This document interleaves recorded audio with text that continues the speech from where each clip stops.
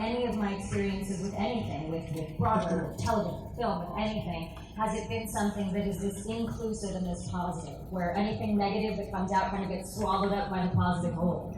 And that to me is kind of what the vision of the game is. Blizzard keeps talking about they want it to be a world worth fighting for, a hopeful world, where everybody sees themselves in the game, and the community surrounding it really depicts that right back to us.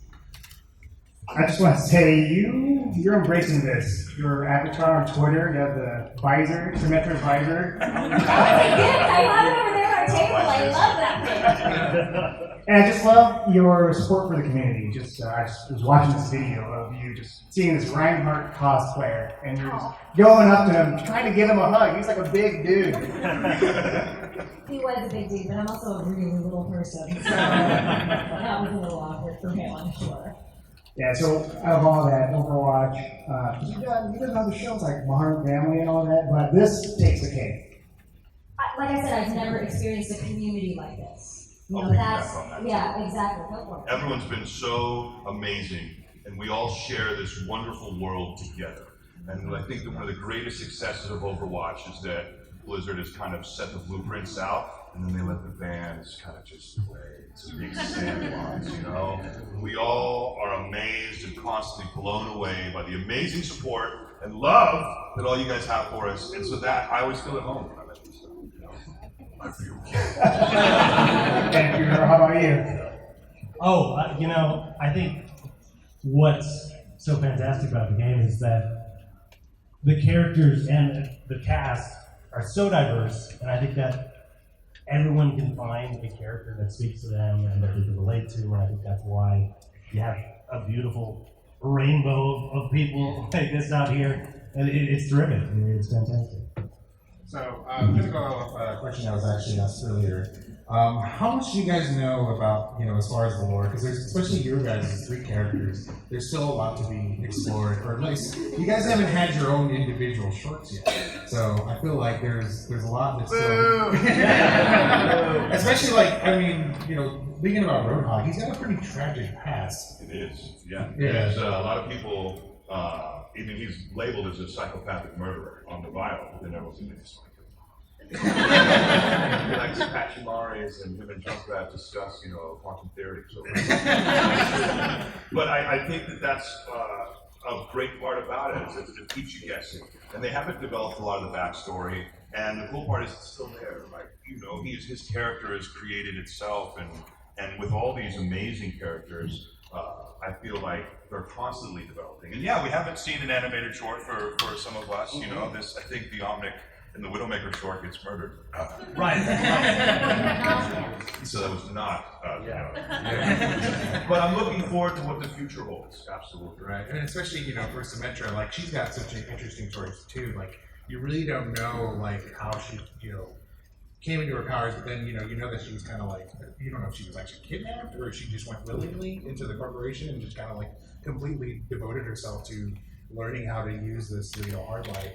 And then that's something that's kind of left up in the air, so you really don't know her story, what happened to her family. Did she ever see her family? And then she just becomes fully entrenched and fully dedicated to this power, and then becomes this crazy architect, and is the reason why they have this new city.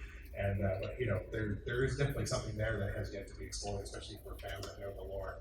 Absolutely, but this is also piggybacking what Job said. But what's so beautiful about it is that there is room for creation in your minds, and I suspect, I'm not an official Blizzard spokesperson, but I suspect that that's part of why they are parsing out what they define, because what you guys come back with creatively is so tremendous and so interesting, and there's so many ideas of what could happen. When people will ask, who do you ship with Symmetra? I'm like, I don't want to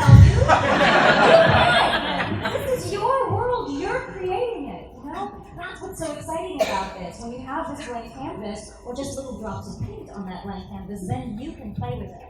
And that stimulates our creativity as human beings way more than if we told you everything, right? Right. But they don't tell us everything. Same kind of question to the end, especially your character has such an interesting story, not just his own story, but then he has an impact on Genji's story too. Right. Apparently, he is my protege in the story, right? But I think to me what struck me when we started initially working on Zenyatta was that notion of wanting to be more human, and I think that that's very relatable. I was thinking about characters like Data in Star Trek or Mr. Spock, even just this desire to find his own humanity. I think a lot of us can kind of relate. Yeah, so like, I think it's something like, fans will definitely want to see that. They want to see how, Genji and Zenyatta, he helped them through that difficult time. I want to see on screen. What can we get? Like a, I don't know, an Overwatch film or a series? Go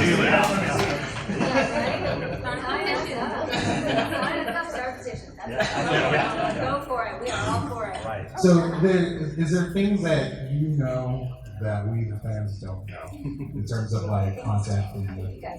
Well, I mean, the new event that just happened, the Uprising event, I was actually the voice of one of the Devastator units. You heard the scream. That was me. And, right? Usually when future events, they always will call the whole cast in ahead of time. So we knew a little bit ahead of time, but honestly, it's not like we do know a lot in advance, unfortunately. They are very top secret over there. And smart. Yeah. And Jeff goes to Starbucks and gets his name misspelled. No, but they keep us relatively in the dark and probably wisely, precisely because of situations like this where people will ask questions. I'm like, I honestly don't know. It's a little safer than if I did know or any of us knew. But occasionally we will come in to record stuff in advance of an event, but sometimes it'll be so far in advance that like I forget that this event is coming. Because I'm old and I forget things. But yeah, I think we are all pretty much learning about a lot about these characters as you guys are. And which is really exciting. It is. They like to surprise you. I think they want to keep the surprises coming. And go ahead. I think when I did a session, I can't say when, but I made the mistake of tweeting about it and immediately take that down. So yeah. So if someone else is sitting here next year, then they'll be surprised. So I know that Overwatch it's a game, it's a multiplayer game, not a lot of, there's some dialogue. And your other projects might have way more dialogue. So doing less dialogue for a game like Overwatch, but yet the fandom is great, like how does that feel? I think it feels it's not as much like talky as like a Mass Effect game or like Witcher 3, but I think we have an amazing casting director, Andrea Toyes. Shout out Andrea, who is such a positive force in the booth. And anytime you're in there with her or any of her crew, Patrick Seitz or any of these, Michael Chu or anyone who's part of the Blizzard team, we are in the show. They are there to help to be so positive. And so anytime we go in, I think all of us, there were multiple sessions in the beginning for each character. And I'll never forget the first line I did was, I'm a one-man apocalypse. And we did it a bunch, and then from there I was like, okay, we're building it. We're already working, and then it was just piece by piece by piece. And what's fun is when you come back to these characters, we know what they sound like. So. Yes, now that's enjoyable. That's really fun. Yeah, and even though we're not necessarily having dialogue with each other, because Andrea and Michael and whomever are there helping us and letting us know what the situation is, you do feel like you are connecting with someone. It's not necessarily like you're speaking into a vacuum. So you're creating on the fly, and you're creating all sorts of options for them to work with, but at the same time, it's not like you're in this black box and there's no one there with you. To know that the fans have taken so well to the work that we've done feels great, and I want to thank all of you. That's very much.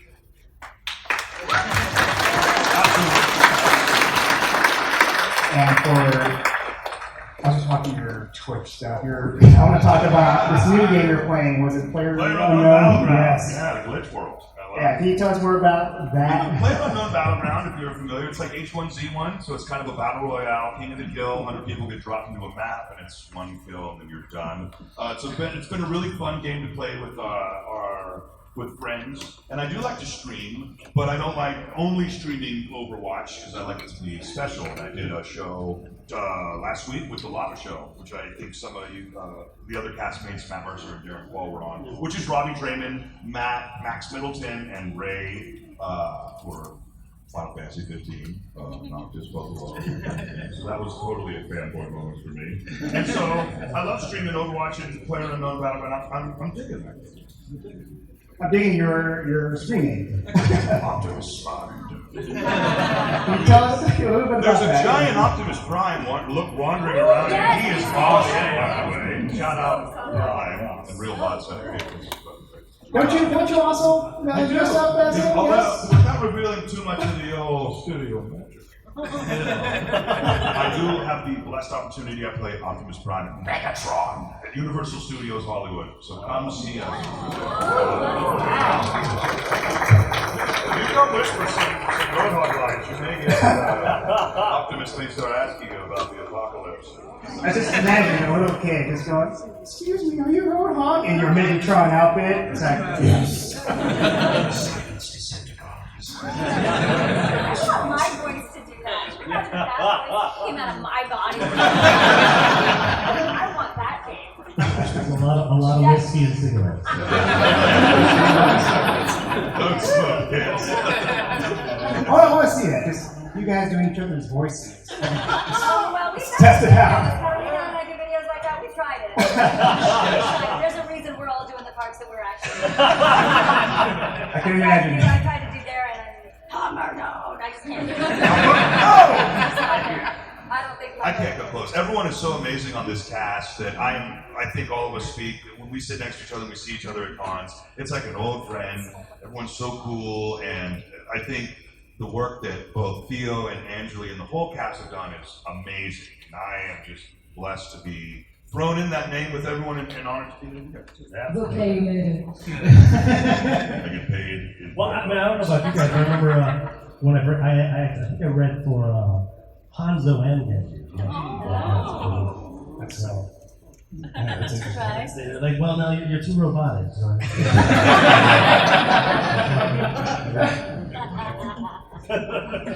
But outside of Overwatch, prior to the pandemonium that this game has become, this fandom that's come along with it, were you guys ever like fans of video games before, or like anything like what can you say like to from like?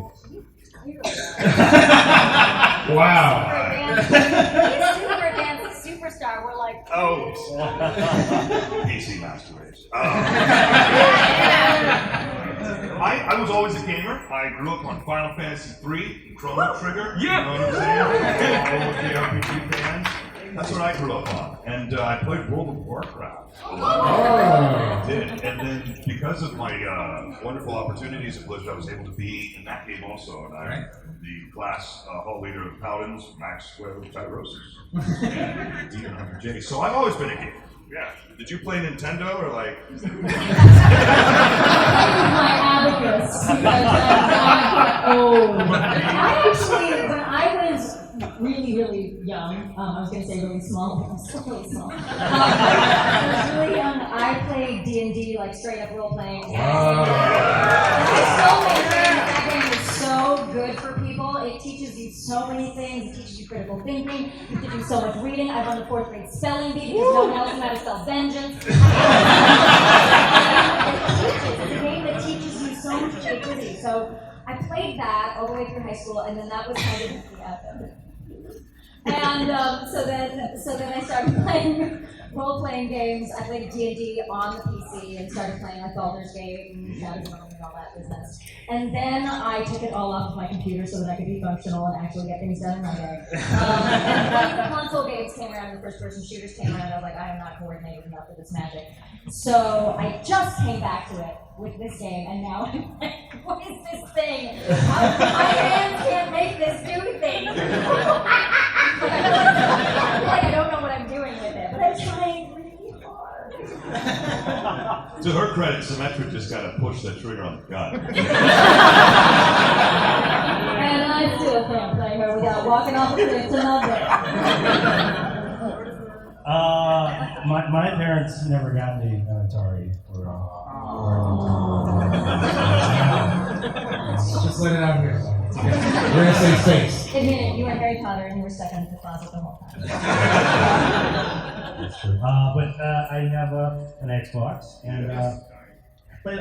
Well, I haven't played in a while, but I used to play a lot of Halo. A few times. Like going up behind somebody and smack. I like that. But yeah, I'm a bit of a button masher myself, so I'll be perfectly honest with you. I have not gotten the chance to play Overwatch. We'll fix that. We're gonna fix that. I hear, I'm very difficult to master. So. But it sounds like strategy-wise, he kind of hangs back and just and I figure that's what I would actually do in a real. You are. All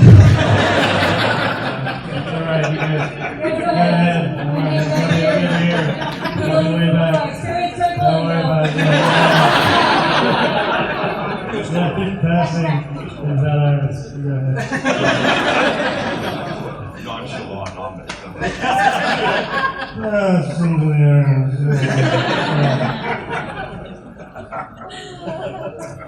So I was doing some research into you guys while preparing for this panel, and I didn't realize somebody here was from OC. Why, yes, she was. Yeah, she is. From Foothill. Wiggle high, go Foothill High. Is anybody from Foothill High? Santa Ana? Anybody Santa Ana? No. Okay. That's really okay. That's close. But I was interested in that. Actually, both me and John were really interested in that. Both of your parents were doctors. They were. And then I don't know why that seems shocking to us because for you to go into acting, it just seems like such a I don't know.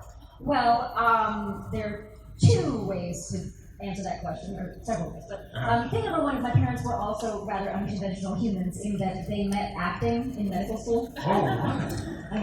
In their spare time as medical students. My dad was the leading man in this intercollegiate drama troupe, and they were looking for a woman to play opposite him, and he kept vetoing everybody. And his director got mad and said, "Okay, the next woman walks down the stage. I pick her, and she speaks out like a good." And she was like, "I'll think about doing your show." And no one had ever rebuffed him like that, and that was the beginning of the magic. So they always had an appreciation for the arts, and I think stereotypically, but not necessarily in our generation, which is nice. Stereotypically, people of Indian descent generally have gone into careers like medicine or IT or whatever, and now. Now with more generations moving over here, I think people are having the freedom to branch out. Also because we have so much more representation of different ethnicities in entertainment and in gaming, and just this game alone. So there are definitely more opportunities. And Bollywood is like the biggest motion picture industry ever. Yeah. So how Valley Girls in whatever. That's a coherent sentence, in so it might sound unconventional, but I think it's definitely something that we're seeing more and more of. And my parents were just like, do whatever you want to do. Just, be good at it and pay your own bills. and at least I'm paying my own bills. Thank you. Bill, Yes. you're in a little movie called La La Land. not the one you guys know of. I want to talk about the other La La Land. Do you remember that, or? Yeah. I not. I think that was a television short. But just similarly named, and also did not win Best Picture. How did it feel like just watching La La Land with Ryan Gosling just taking over? It's like, oh, that could have been me. I was very upset. That was great. I would have. I could have gone either way. Quite frankly, there's both Moonlight and La La Land. Fantastic films.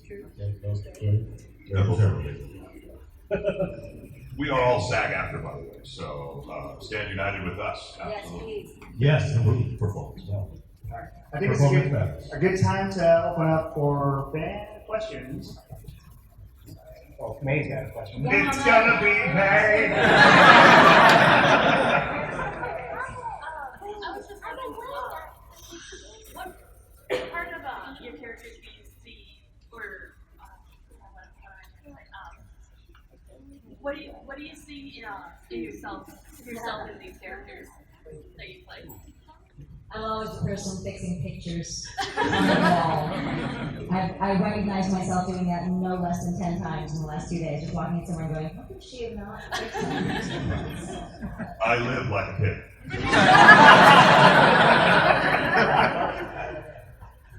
I would like to be more calm. So I think I'm not quite that deep in overthinking. So actually, when I do go into sessions, it is nice for like an hour or so just to really, relax and just let that, Ethereal yeah, vibes. the serenity take over me.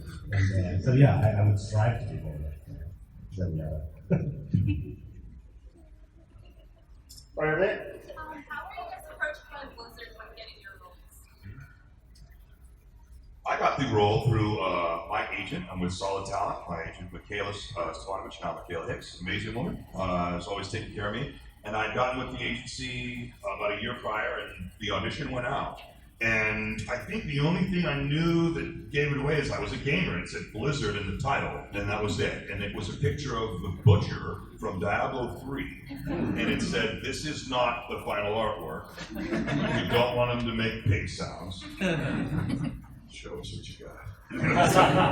So I did it, and I didn't hear anything for like 8 or 9 months. It was a while, and then literally, because I didn't have a big rapport. My resume wasn't really I had improv performance and performance history and recording history, but it wasn't anything as big or noticeable. So they took a leap of faith with me, and that's how I got it. It was a straight audition through the casting agency. Yeah, same thing for me. This feels like it's louder now. Thank you. Hello. Yeah, I got an agency from my agent at CESD, Kathy Lizio, and I was actually in London at the time, and I got the email for the audition, knowing that I was going to have to, just based on what my travel plans were, I was actually going to have to record it after a full night awake at about 7 o'clock in the morning before hopping on the next plane. And so I recorded it in my phone, and I was like, there's no way that's gonna happen. I'm just gonna get on this plane, whatever. And then, a little while later, I got the call, and I thought, all right, well, maybe I should be dog-tired before more auditions. But yeah, it was pretty straightforward. It's not a really sexy story. It's just, we auditioned and we got the job. Matt Mercer had to run a triathlon. Right.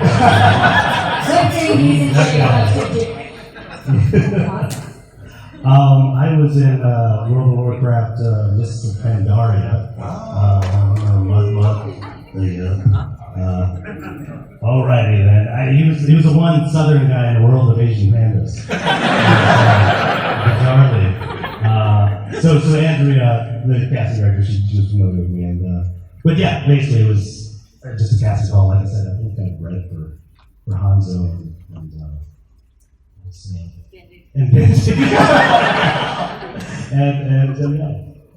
yeah, that's the one they decided I should do.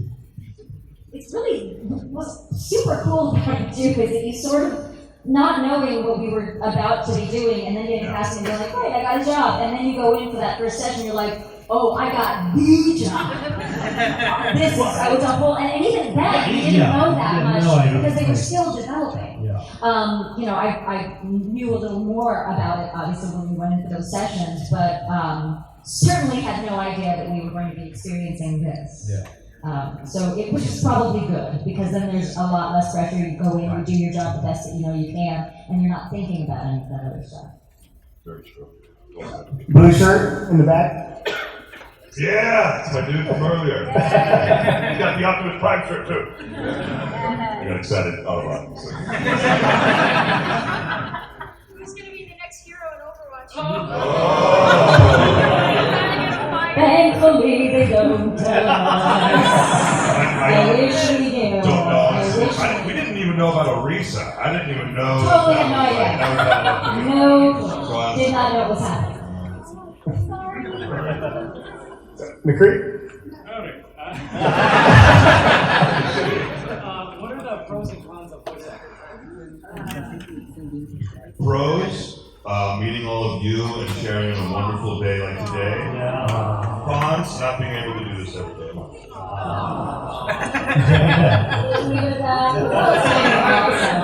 I honestly can't think of a phone. Yeah, there's nothing bad, other than like cold tea, but that's it. But like, yeah, that's like a first world problem. Yeah, honestly, I can't think of anything. No, I mean, it's just pros. I think just in terms of you really get the chance to play, because any actor will tell you, "Oh, I can play anything," but they don't let you play anything. Yes. But whereas when it's voiceover, you don't have to. It's just your voice. You can truly you can play a robot. You can play. I mean, it's insane. So. Tell me, no crazy Overwatch fans, anything like that? Crazy, Like a crazy fan story.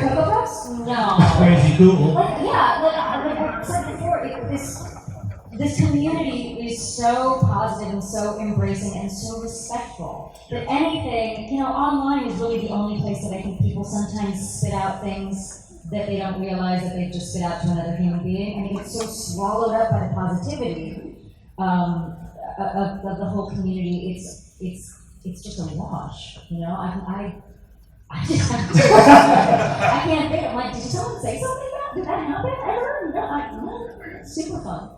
So, expanding on that, what are some of the coolest things you've seen people do? I'm sure you've seen some crazy cosplayers, but in terms of you guys Just probably get today, more. actually, we got those plush dolls. They brought us some amazing Fantastic. Oh yeah, so beautiful. There have been so many pieces of fan mail or messages coming in. I'm going to just specifically name two of them. One of them was from a woman who I just saw her post that she babysat for a young Indian girl. And she was turning on her game and she was playing and she was explaining the game to her, and all of a sudden this little girl saw someone that was Indian, and all of a sudden there was this, and she was obsessed with her and she wanted to know everything about her, and I was like, I am sending you stuff, it's all coming to you. Because when I was growing up, I had Wonder Woman who is awesome, but she didn't necessarily look like me. I couldn't specifically identify with her. I aspired to be her. But I didn't have something that said, oh, that hero looks like me, so I can be a hero too. And to get messages like that is really special. And then with the recent confirmation that Symmetra is on the spectrum, I've been getting inundated with these beautiful, beautiful messages from people. I'm going to start crying like a freaking dog. These beautiful messages from people talking about, I can't believe that I am seeing someone like me in this world. Because, I've said this before, that it's not well known that it is a spectrum, that it's not all one way and all the other. And there are so many people in the world who are living with that situation that actually do have their own internal superpowers, but they need to be cultivated and they need to be told that they have something special inside them, even though they are struggling with certain aspects of normal life, quote unquote normal life. And so to get that back, through no necessarily, I didn't make it happen, but to hear that and to be a part of that has been so incredibly rewarding. And it means a lot to be a part of a game where people can see the hero in themselves from all walks of life. So. Preach it, sister, preach it.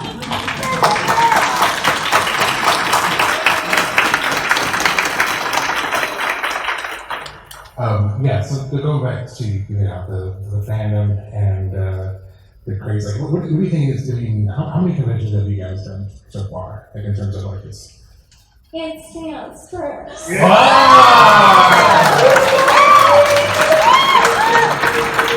Thanks for having me. We all share that. Me personally, I've done a few, and I got a bunch more coming up. A big one named, I think, the Game On Expo in Phoenix. We're going to be there. Hopefully, we may have some, I can't confirm, maybe some representation at the Anime Expo. That's hopefully going to be part of that. He's excited. And a couple people have asked us if we will be at BlizzCon. I don't know personally, and I don't know if they know, but knowing Blizzard and knowing how much everyone loves this Overwatch, I wouldn't see why they wouldn't. So, what was probably the largest crowd you guys have done in terms of a convention? I mean, that sounds lame, but like when you're there, it doesn't matter. They're the people who are in front of you, not the people that are, surrounding the thing. So I can't really say. BlizzCon is pretty huge. Yeah.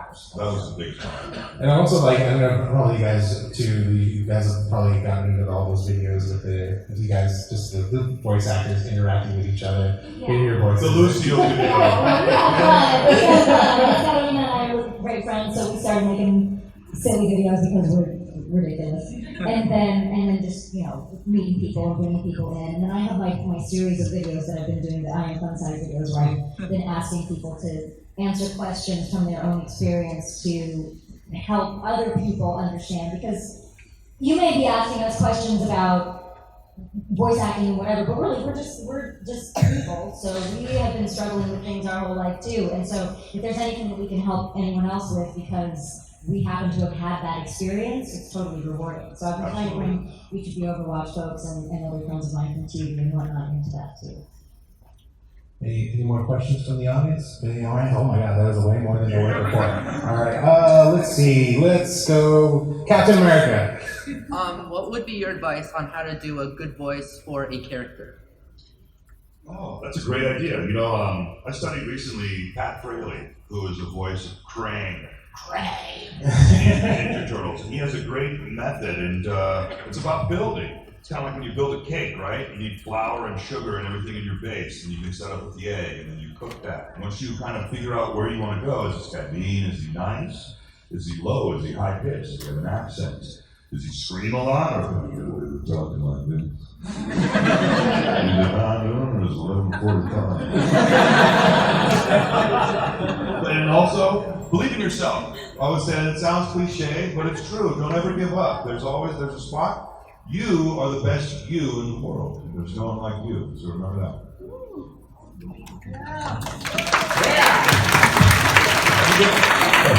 And Dr. McBride, I have a thing I say. You may lose faith in the future, but never lose faith in yourself.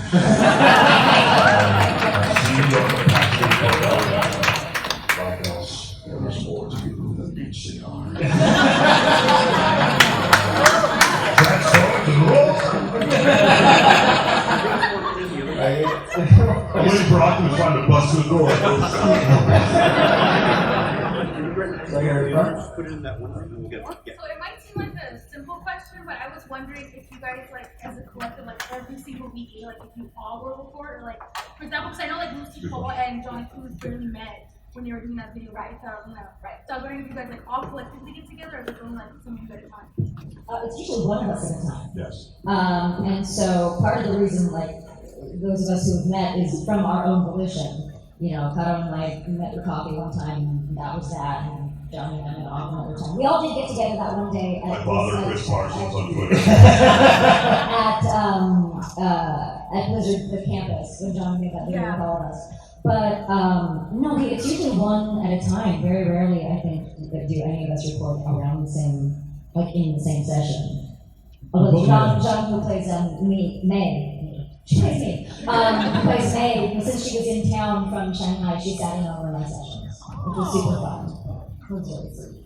Aww. She's really nice. Oh my God, she's so sweet. She's really nice. She's so sweet. Yeah, so sweet. We have good pictures.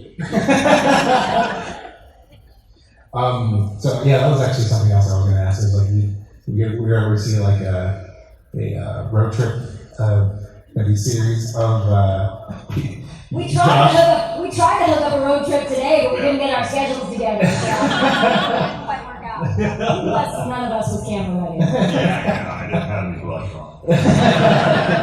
Well, what was it to do? You dropped in say Chris Parsons. What was funny is when we were at the campus that day, Parsons just kind of showed up and he was very drunk. He just called you hanging. I never saw.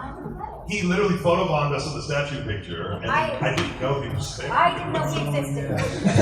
He's also the voice of Gladio in Final Fantasy 13. And he's an amazing dude too. But when we were doing the session there's a lot of Junkrat and Roadhog banter. I was not there, but I remember them saying, your sidekick is this, like, he's like nuts. You're really fed up with his ish. So the Deadpool shirt. Josh, this one's for you. You've done voices like Optimus Prime and Roadhog. What's your favorite one to do? I love doing them all. I couldn't pick one, and I'm blessed and I'm very fortunate that I get the opportunity to do Optimus and Roadhog and do stuff. I get the ability to do what I love for a living. So I'm grateful every day, bro. You know, Roadhog. Good question, for sure. I couldn't pick. I see your hand up over there, man, on the wall. Yeah. Kind of like a two-part question. The first one's for Roadhog. You got a new voice line? She'll be right. She'll be right. From what I've heard, it means it'll be okay. It's kind of like Aussie slang for she'll be right. And then second question, what character developments would you like to see with your character and another character? Me? Everyone. Oh, I want Roadhog to get the Farah jetpack. That's it. He wants the pig slide. Heroes never die, pigs always fly.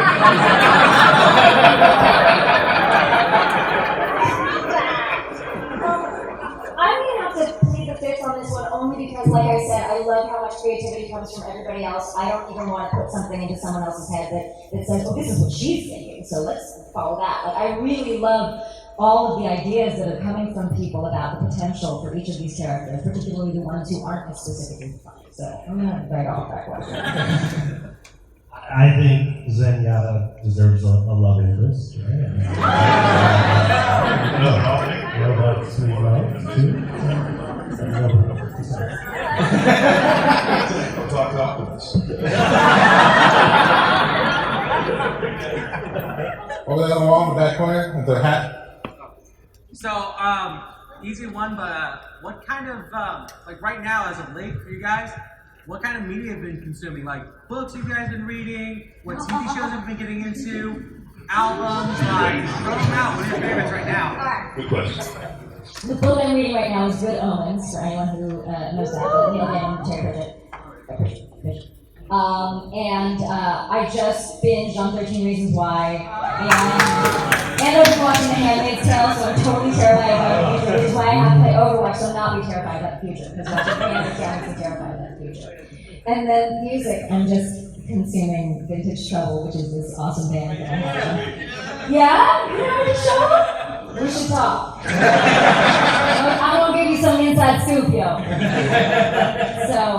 So yeah, you all should check out this band and show. The end. I'm currently watching No Shame. I'm watching Vanderpump Rules. Below Deck, Mediterranean. All right. Just a Bravo junkie. My girlfriend loves watching Real Housewives. Yeah. The real wife is I think the last book I was reading was the Ron Perlman autobiography. Really cool, big fan of Ron. Yeah, watching that, and then I've been playing Persona 5. It's a very long game. Any more questions? Guys, on one hand. Right here, sir. I never look at my movie. This one's for all three of you. When you guys played, or at least you two who played the game. Well, maybe you might know something too. But at the beginning of every match, sometimes some of the characters talk to each other. Between your three characters, do you know if they had anything talking between them? That's a good question. I know the one that comes to the mind the most is the Reinhardt poster line. I love my hair on that poster. I think a lot of my Roadhog lines are just telling Junkrat to shut up. I think the only interaction that I can recall at this moment, but again, that's not saying it doesn't exist because it's all I can recall right now, is a little bit with Lucio. Yeah. And something about the children they shouldn't let children in. I can't remember what it was, something about like, a child would do that. What do I say? Oh my God, you guys, I have a memory of like a so yeah, no, I don't think we have any interaction. That's one of the really fun parts. I think that's why it's so fun, is when you hear those lines, they're really rare. Yeah. So you're like, and then like all the time you're like, no, he said that. There's still stuff when we play the game. I remember recording that's my voice, so I must have done it. Zenyatta talked to Hanzo a couple times about trying to calm down, how he helped Genji calm down from Yes, I believe that is correct. I can neither confirm nor deny the allegations. You sir, over there on the right. This is a question for all three of you. What do you see yourselves doing in the near future?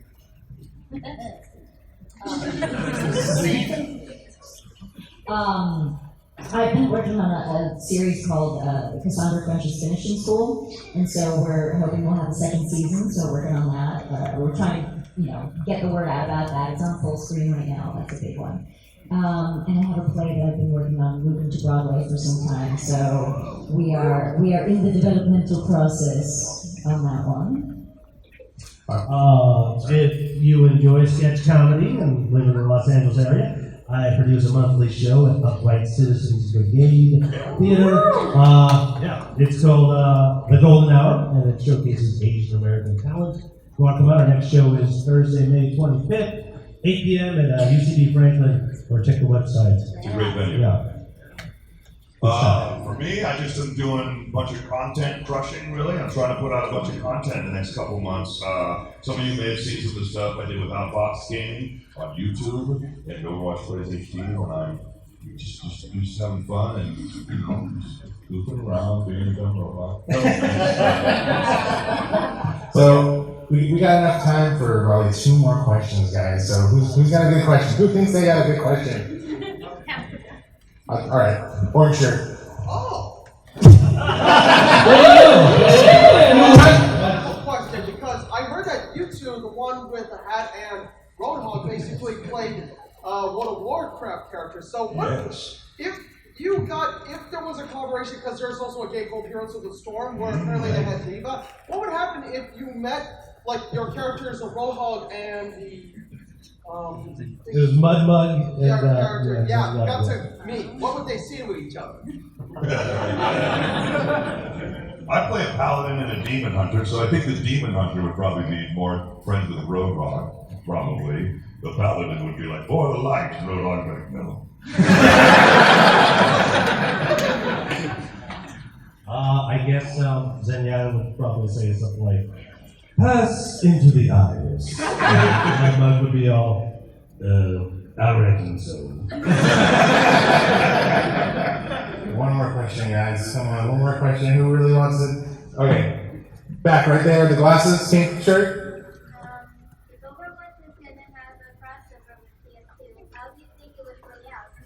Overwatch had a crossover with Team Fortress 2. How would it play out? Who would win?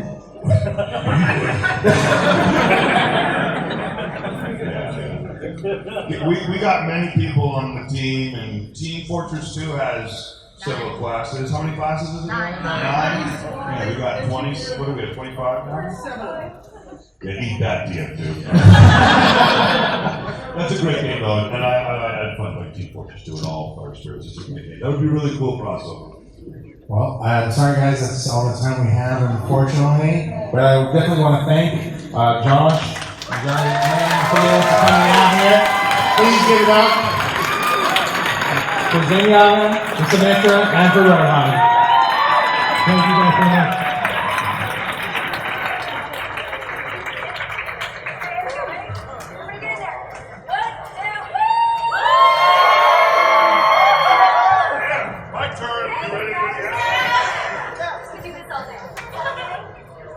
Alright, so listen, I'm gonna say, ready to go? And then you guys say, hold hard.